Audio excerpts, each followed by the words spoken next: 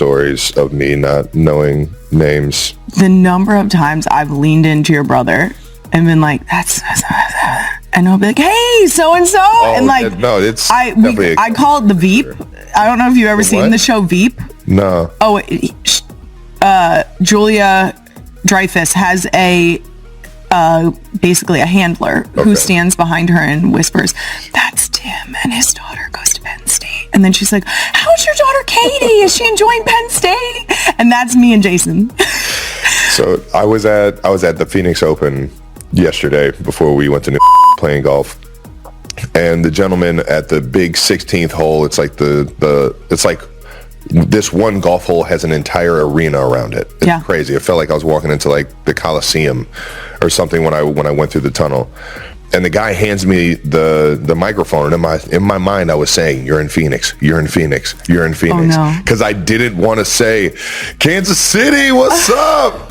Because I had a few drinks, but so in my mind I'm telling myself that, and I got that from doing Kelce Jam, this musical festival that I do out in KC all the time. And I saw one of the artists going up to perform, and their manager or somebody was in their ear, "You're in Kansas City. You are in Kansas City. Do not forget, you are in Kansas City." And I'm pretty sure that's pretty common, that if somebody's moving around like that, you get the wrong city. There's nothing worse.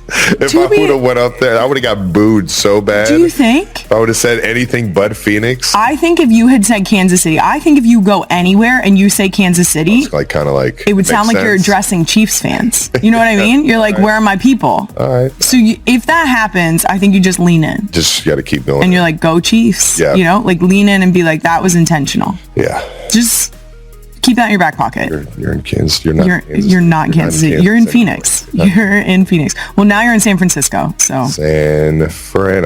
Don't call it San Fran. This is the only mic that I'm getting in front of. Don't call it San Fran.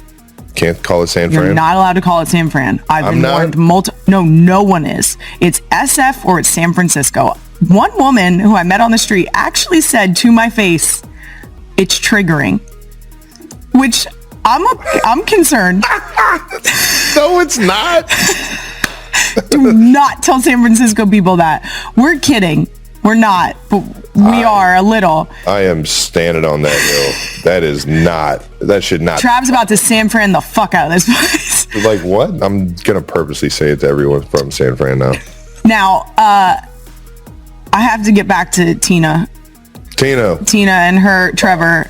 So why do we swear so much? I feel like there's a level of not giving a fuck as the second kid that I think we relate to that. Yes. And we don't do it in like an aggressive way. We just kind of grew up, and that's how it like put people at ease. Like, oh, I'm not that serious. I'm just fucking chilling.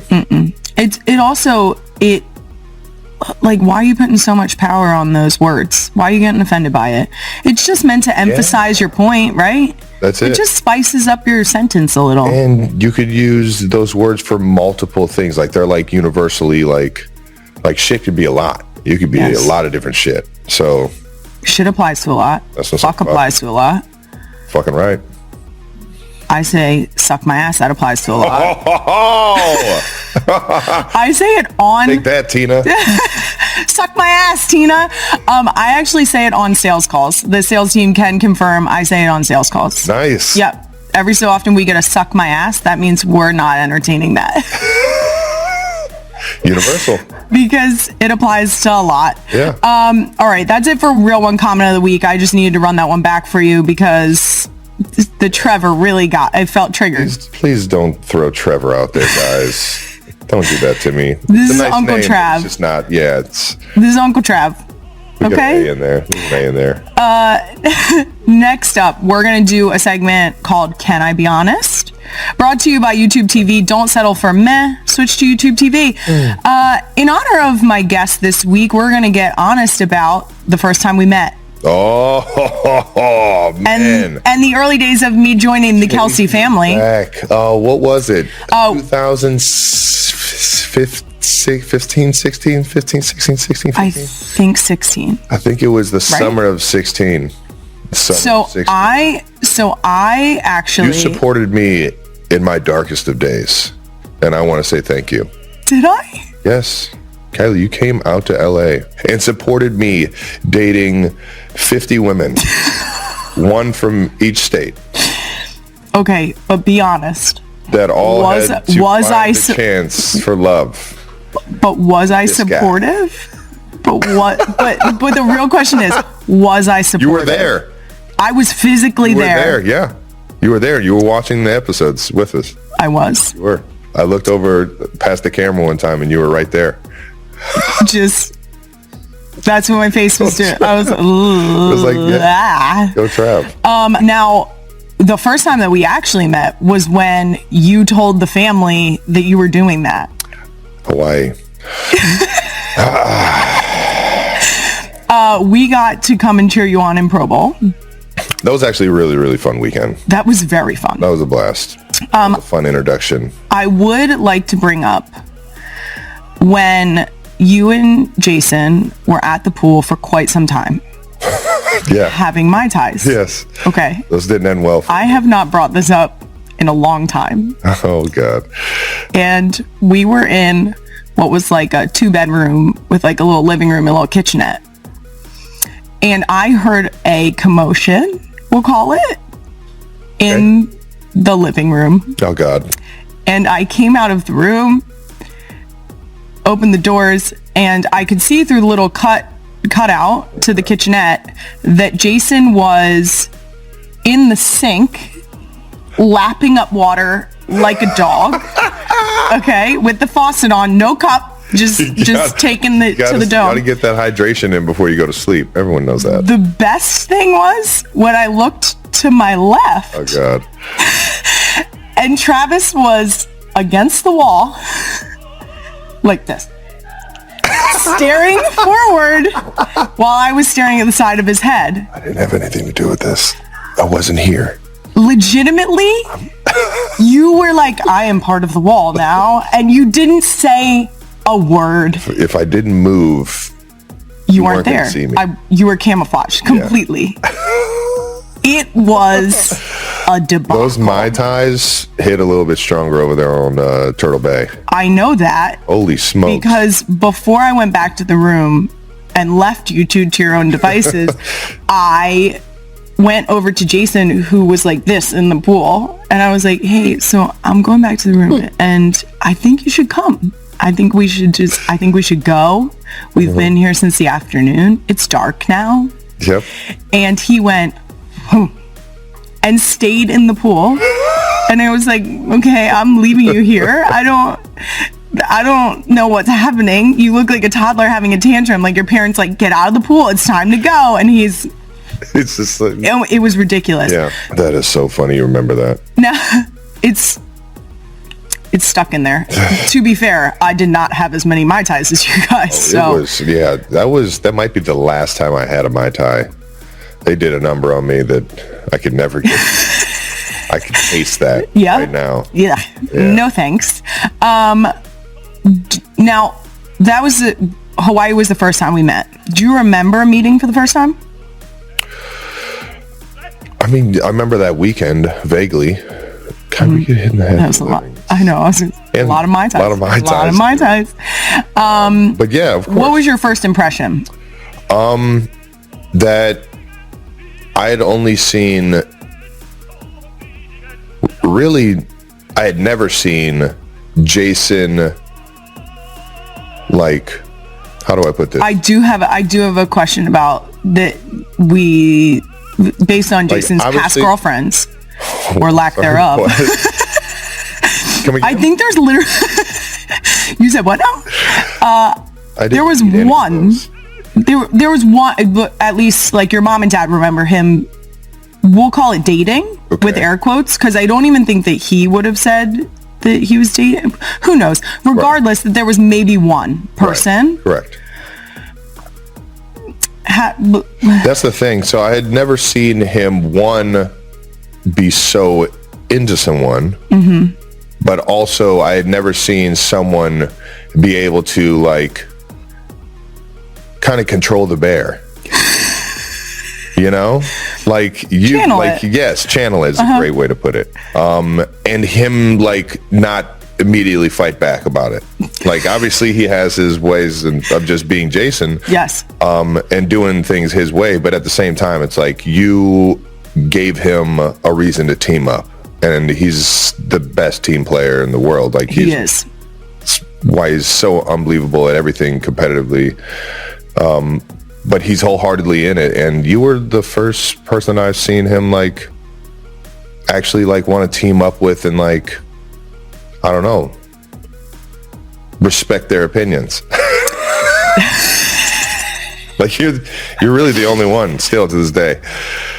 You'd be surprised. Every so often he'll ask me something, but it's like, and I'll give an opinion. My favorite, I can't even remember what it was, but in like recent years, I told him something. I gave him advice on something, and maybe a week or two later, he came back and he was like, I said, so like, how's it going? And he was like, well, Travis said. Oh no. And then he proceeded to say, I shit you not. No, I shit you not. The exact same advice I had given him. Like, you and I gave the exact same feedback. And the best part is, and he was like, and then I like looked into it and I was like, you know what? Trav's right. And I was like, this is one of those moments. This is about being a team player, okay? We still got there. We did. Whether you had to say it or I said it, we still got there. Nice. So that was good teamwork, and I appreciate your efforts there. I'm always in on it. I'm always a team player. I think obviously you came in and like gave him a reason to be a better person, and I saw that from the jump, and it's because of how amazing of a person you are and how you carry yourself. And it was cool seeing that at the beginning stages and seeing where you guys are now, because you guys really did just like create this awesome like team and like little community of amazing little people. Gosh, cool. They are a mess. We're a mess. But we're having fun together. There we go. Yep. What had Jason already told you about me? Do you remember? Nothing. No, me and Jason, we never talk about any of that stuff. We're just like, so how much you weighing? I will say. You've been taping? What are you doing for recovery? Yeah. You know? You cupping? What's happening? No, Jason is notorious for that. He will come back and I will find something out from someone else. Mm-hmm. And I will say, hey, did you know that this happened? And he will say, yeah. And I'm like, huh, weird. You didn't tell me. And he'll be like, yeah. And so then I'll ask questions. I'll say like, well, what happened? And he's like, don't know. Who was there? Don't know. Can't remember. When did it happen? I don't know. Oh no, I could dig for these details if you want me to. Nope. He doesn't go that far. He's like, I don't know, and I don't care to know. And I call them girl questions. Yeah. Because they're only questions girls would ask. Taylor's made me so much better at that. At getting the details. You get the details. That's what we want. Those are girl questions. Jason doesn't fucking care. I'll go through an entire day. Like yesterday, I was going through the other podcast party. And, yes. The whole time I'm saying hi to all these familiar faces and some friends of Taylor's that I've like been in the football world that I've been able to introduce her to, and I'm just like, all right, gotta remember, saw that person, gotta remember, saw that person. I'm like throwing them like in like my like memory bank, like don't forget, because she's gonna want some details because she didn't get a chance to go. So I'm sitting here like details. That's so caring of you. And then the beers just make a lot of the details go away, and you're just like, this is how I never remember the details. Right. Blame the garage beer. It's a good product. Yep, it's a great product. And it will help you forget the girl questions. Now, did Jason tell you about his plan for proposing ahead of time? Did he? Did he? What? Yes. This is the only time I was like, oh, you had the girl answers. I was like, dude, how would you? Did you really do it? Yes, he had this whole. I knew more about the details of what he wanted to do than I did him telling me the details of how he actually did it, if that makes sense. Sure. You don't know what happened. You know what was supposed to happen. Okay, fair. But I don't even still to this day know exactly how it happened. Sure. What was supposed to? Do you remember what was supposed to happen? He was supposed to serenade you. Oh. What you didn't hear this? Jason was, yes. Breaking news. What? What? Am I the only one? I'm sorry, what? Yes? There was a scenario. Tell us all the girl details. There was a scenario from what he was saying that your dad did for your mom. Oh, no. Do you know about this? I know how my dad asked my mom. We can bleep this so that the crew knows my dad. Well, that's not what Jason told me he did. But he was going to sing. I thought there was a moment where your dad may have sang to your mother. Who knows? I don't know. I don't know either now. See, the details all got crossed up. I thought he was going to serenade you and like be outside the house and you were going to hear him singing and he was going to come out. I thought I remembered hearing that from him. Okay. Looking back on it now, that was never going to happen, I don't think. No, he asked me on the front lawn of my parents' house. Not so. Still outside. Still outside. We were still outside. He went inside. I thought he had to take a shit because he was like, I got to go back in the house. And I was like, we're not stopping on the way home. So like, you should go take a shit. And he came back out within 2 seconds, which if you know your brother, that's not how long that takes. No chance. He went in to ask and lease their permission. Nice. And it was a quick ask because of course they were like, yeah. That's awesome. Yeah. It was, a bunch of bullshit. Well, he didn't serenade you that time, at least. No, he has multiple times though. Yeah. Oftentimes when intoxicated. One of the first times we ever hung out. Do you like raspy, like low raspy, or do you like high raspy? I like when he goes low raspy. Oh, all right. Yeah, he has like character to his voice. He does. No, that 100%. Is lovely. And he likes to make jokes that like he's not a good singer. He knows he's a good singer. He knows he's going to send it and have fun doing it, and it sounds good, and everyone enjoys hearing it. There you go. He made an entire 2 albums. Yeah, he did. Of Christmas songs. Yes, he did. That's crazy. Mm-hmm. We don't talk about that around here. All right. For fear that a specific song. I forgot. Nope. Nope. The voice of an angel. Ew. All right. That's it for Can I Be Honest? Brought to you by YouTube TV. Tax day is coming up quickly here in April, and if you're like me and constantly juggling 62 different things at once, it can be stressful to add yet another thing to your plate, especially when it comes to filing your taxes. That's why having everything in one place makes such a difference. You know Credit Karma as the app to help manage your finances, and now you can file your taxes with TurboTax right in the Credit Karma app. You can get your refund fast, plus a personalized plan that shows you how to make every dollar go further. And with Credit Karma, you can improve your financial well-being by staying on top of your credit score, get access to personalized offers for financial products, and save money for the future. Having a clearer picture of your finances can help even the worst planners in the world, aka me, look to the future for things like saving up for college, a big expense, or maybe even a family vacation. Having a plan can help replace all that uncertainty with confidence. Guys, imagine if I went into literally anything with a plan. I would be unstoppable. Filing your taxes through the Credit Karma app, powered by TurboTax, can help you get your max refund fast. Guys, I can't drive this point home enough. I'm a lifelong germaphobe, and literally every day I'm forced to confront this fear because I have 4 tiny humans running around doing the grossest things you can think of. The question, did you wipe? Did you wash your hands? The fact that I have to ask, did you wipe, is bananas. Unfortunately, the CVS Health app has me covered so I can mount our family's defense against germs, especially during cold and flu season. I'm absolutely stocking up on hand soap. It's my favorite thing in the whole wide world. Don't look at my hands right now because I've washed them too many times and it's cold back home. I love getting hand soap, hand sanitizer, disinfecting wipes, anything we can do, anything I can possibly do to get ahead of it. The CVS Health app makes the whole healthcare experience simpler and more convenient, especially for busy parents and caregivers. It lets you refill, track, and manage your prescription needs anytime, and you can quickly find care from qualified providers. I use Minute Clinic for vaccines. I love it for my flu shot, and it's the only place I go. Go to cvs.com/app to learn more and download the app now. This episode is sponsored by YouTube TV. The real ones know I'll never lie, and that's why I gotta be honest about my current situation with TV. Guys, it's incredible. Everybody knows the big games this weekend, and with YouTube TV, I won't miss a single moment of the action. Even if the kids are bouncing off the walls begging for a snack, I can still catch every touchdown thanks to the game-changing features like key plays, unlimited DVR, and playback controls. And if you're really interested in what's going on with YouTube TV, you should absolutely check out Jason's meh beard. I would almost say it's worse than meh.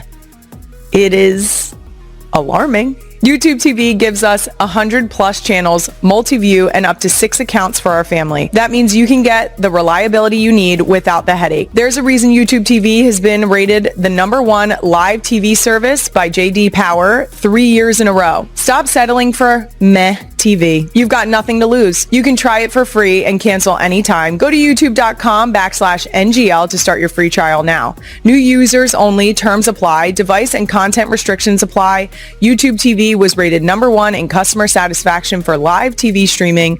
For JD Power 2025 award information, visit jdpower.com/awards. Next up, it is the Uncle Trav special. So it's only fair that we do Doom Scroll of the Week, Uncle Trav edition. Let's doom. Now, first up, Doom Scroll, I actually already gave my take on how Uncle Trav would respond in this scenario, but now I'm going to go right to the source. Queen Emma, the clip, please. It says, my son calling my sister to see if she would sign a paper with a bad grade. Really quick. So I got a really bad grade. Jason and Kylie Kelce were deeply moved when Travis Kelce handed them Taylor Swift's wedding invitations live on their podcast, a family moment that touched millions of fans. No one expected that an episode usually filled with laughter, playful banter, and everyday sports talk would become one of the most emotional moments for the Kelce family since Travis confirmed his engagement to Taylor. Yet it happened naturally and sincerely when Travis quietly pulled out the exquisitely designed wedding invitations and presented them to his brother Jason and sister-in-law Kylie in front of millions of viewers. The moment marked not only a new milestone in Travis and Taylor's relationship, but also offered a rare glimpse into the genuine love, vulnerability, and loyalty that bind the Kelce family together. A seemingly ordinary recording session. That day's recording began in a familiar atmosphere. Jason appeared relaxed, Kylie sat beside him with a gentle smile, and Travis brought his usual lively energy, though there was an unusual quietness about him. From the first few minutes, observant fans sensed he was holding onto something special. He kept joking and bantering, yet his eyes repeatedly drifted toward a bag beside his chair. Kylie, with the intuition of someone who knows him well, seemed to sense it too. She glanced at Travis several times, smiling softly, as if anticipating a moment she couldn't quite name. No one realized that just minutes later, the podcast would become the setting for one of the year's most memorable family moments. The moment everything changed. As the conversation shifted away from football and toward life off the field, Travis suddenly slowed down. He took a deep breath, rare for someone so confident in front of a camera. Jason immediately noticed. "Okay, I can tell something's up just by looking at you," he said half-jokingly. Travis chuckled, but his voice softened. "I think this is the right time." He reached down and pulled out 2 stiff, pale cream-colored envelopes, subtly embossed with minimalist elegance, the kind of refined style many associate with Taylor Swift. The studio fell silent. "Jason, Kylie, I want you two to receive this from me," Travis said, his voice slightly unsteady. Jason froze. Kylie instinctively covered her mouth, her eyes already glistening. No explanation was needed. The meaning of the envelopes was instantly clear. This wasn't just a wedding invitation. It was a declaration that Travis had found the person he wanted to spend his life with, and that he wanted to share that joy first with a family who had stood beside him through everything, from uncertain early days to global fame. Jason's emotional response. Jason Kelce, known for his toughness, honesty, and rough-edged humor, was speechless at first. He lowered his head, staring at the invitation, his hands tight, as if letting go might release emotions he couldn't contain. I don't know what to say," he finally managed, his voice thick with emotion. To Jason, Travis had always been more than a younger brother. He had witnessed Travis's struggles, doubts, growth, and eventual rise into confidence and purpose. And now, he was watching him step into the most important chapter of his life with a calm certainty he had rarely seen before. "I'm proud of you," Jason said quietly, his eyes still fixed on the invitation.